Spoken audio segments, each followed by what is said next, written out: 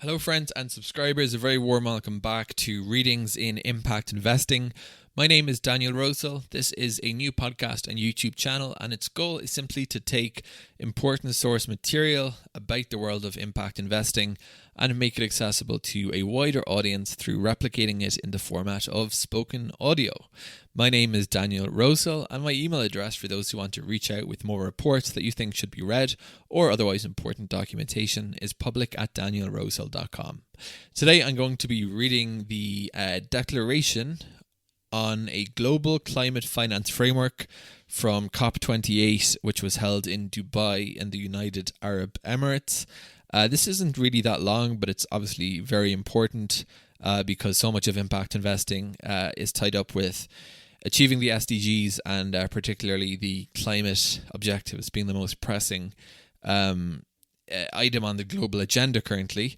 So this isn't very long. It's 10 points, and I'm just going to go ahead and read it. So this is called UAE Leaders Declaration on a Global Climate Finance Framework, making finance available, accessible and affordable.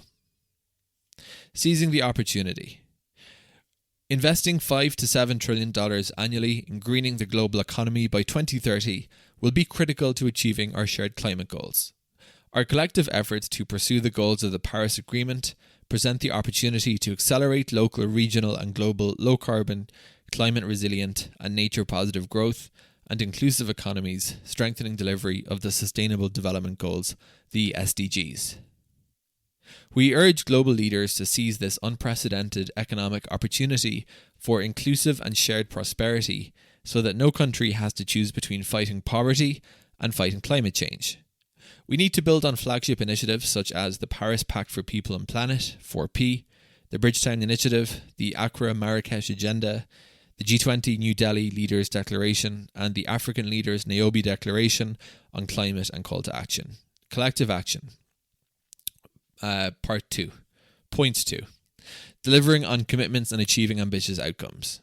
To support developing countries in achieving their climate objectives, developed countries need to work to deliver on the goal of jointly mobilizing $100 billion in the context of meaningful action and transparency on implementation through to 2025. We are encouraged by the OECD's findings that this goal may have been met in 2022. We expect to also see urgent progress on the doubling of adaptation finance, and we support an ambitious replenishment of the Green Climate Fund, significant contributions to the Adaptation Fund, and the rapid operationalization of the new funding arrangements for responding to loss and damage, including a fund. We need to go further, accelerating the mobilization and deployment of climate finance from all sources, underscoring the importance of finance that is available, accessible and affordable, particularly for the most vulnerable. Point 3. Freeing up fiscal space for climate action. The international financial architecture, public and private, needs to be made fit for more frequent, profound shocks. This can be done through the wider use of climate-resilient debt clauses, consideration of debt for climate swaps, and sustainability-linked bonds. Additional voluntary IMF special drawing rights SDRs should be rechanneled subject to national legal frameworks, including through the Resilience and Sustainability Trust. We also need to see the full implementation of the common framework for debt treatments beyond the debt service suspension initiative. Highly concessional funding mechanisms such as the International Development Association and its crisis facility need to be sufficiently capitalised to adequately support the poorest and most vulnerable countries. Point 4. Widening the sources of concessional finance for climate action. Mitigating climate change and adapting and responding to climate impacts will require significant additional finance, including concessional finance. Laying the foundations for climate-smart growth in many geographies and sectors may not always offer returns compatible with private sector models. Efforts are therefore needed to bridge these gaps, particularly for adaptation, which often requires non-debt financing. Innovative mechanisms to explore include the better use of hybrid capital, policy-based guarantees, portfolio guarantees of MDB loans, global philanthropy, rechanneling of inefficient subsidies, and emissions pricing and taxation mechanisms, as applicable and in line with national circumstances. And we note forthcoming initiatives in this regard. Opportunity for all. Point 5. Delivering just, country-owned transitions, leaving no one behind.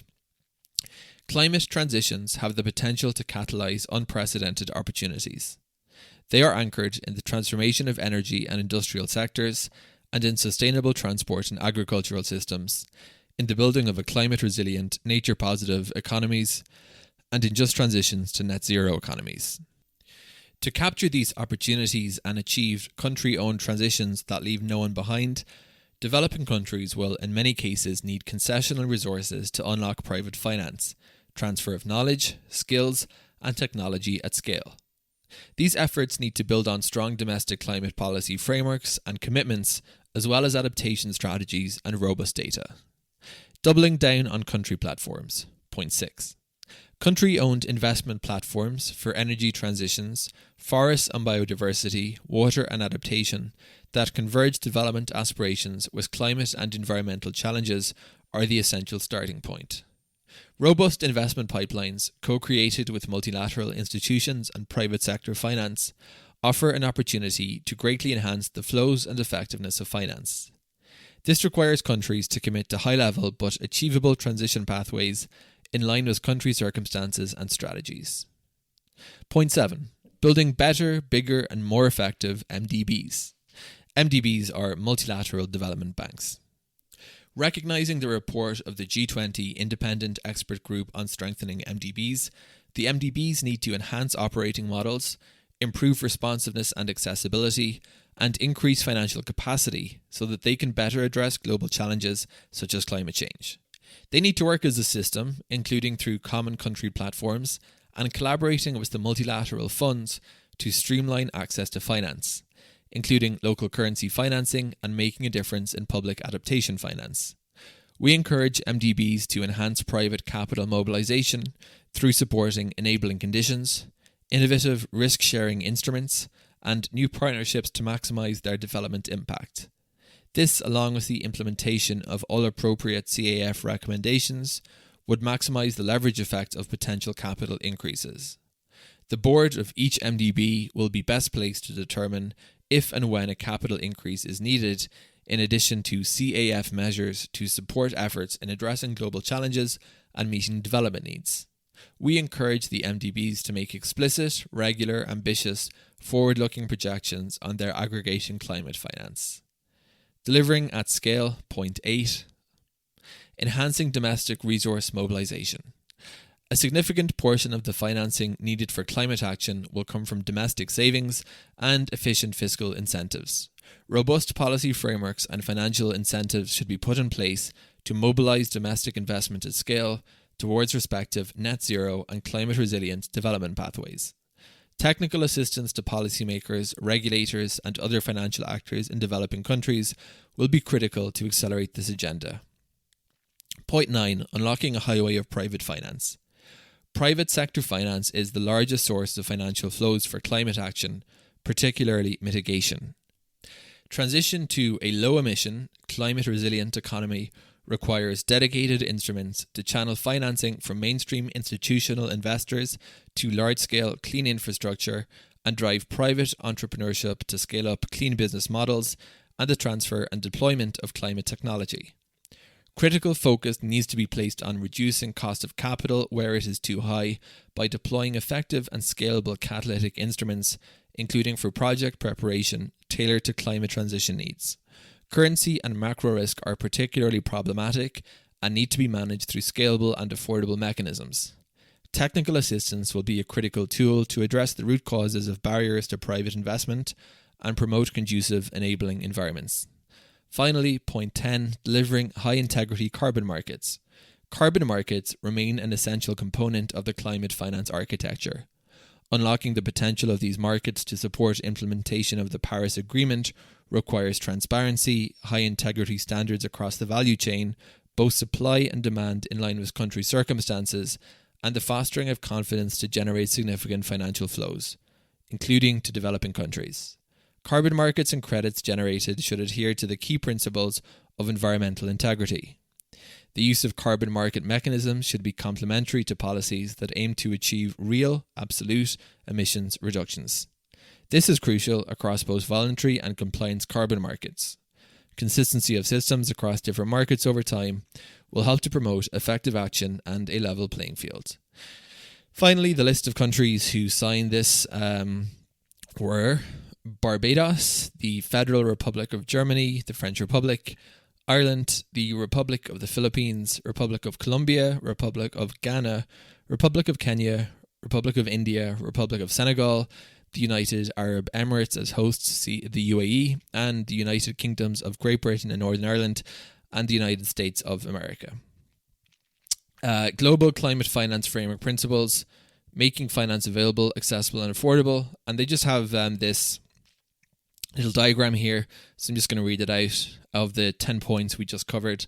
Point 1, unlocking the investment opportunity of climate action, collective action.